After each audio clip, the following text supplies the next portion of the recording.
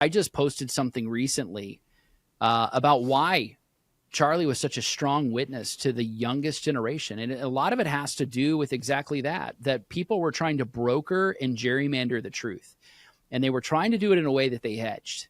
They would run to the middle. They would try to morally equivocate. They would obfuscate what the realities are of the real problems. You deal with it at the White Rose Resistance, the issue of abortion. They try to hedge there. They try to hedge on a lot of things and to give false and moral equivocation.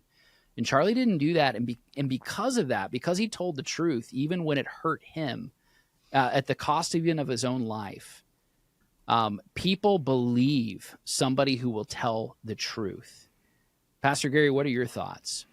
Yeah, I'm reminded of what Jesus said in John 18:37. He said, I came into the world to testify to the truth. And he said, everyone on the side of truth listens to me. And what it goes to show us, guys, is that there's a real hunger in America for truth, that, to your all's point, that the modern evangelical church is often watered down with the idea that, if we preach the truth, if we tell the truth, we're going to offend people, we're going to run people off. No, if you know the truth will set you free. We either believe what Jesus said or we don't. And if we do believe that the truth will set you free, then we want to do everything we can to advance the truth. And that's what Charlie Kirk did. He was unpopular because truth confronts. Truth, every time I read my Bible, there are times that it confronts me in ways that are uncomfortable for me. That's the nature of truth.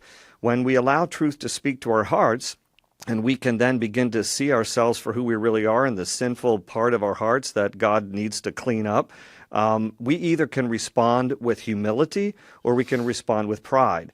The people who objected to Charlie Kirk speaking the truth is because they responded with an attitude of pride.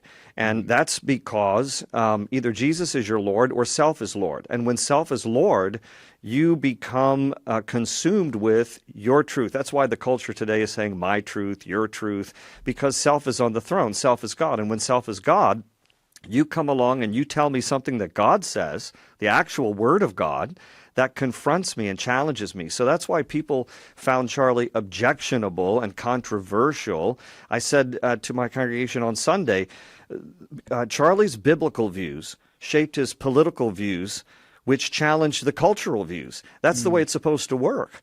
That when the Bible challenges our hearts and changes our hearts and gives us the right perspective as God defines things, and then we go about speaking the truth, we have to challenge the cultural narrative. And that's what Charlie Kirk was all about. That's what the church needs to be all about.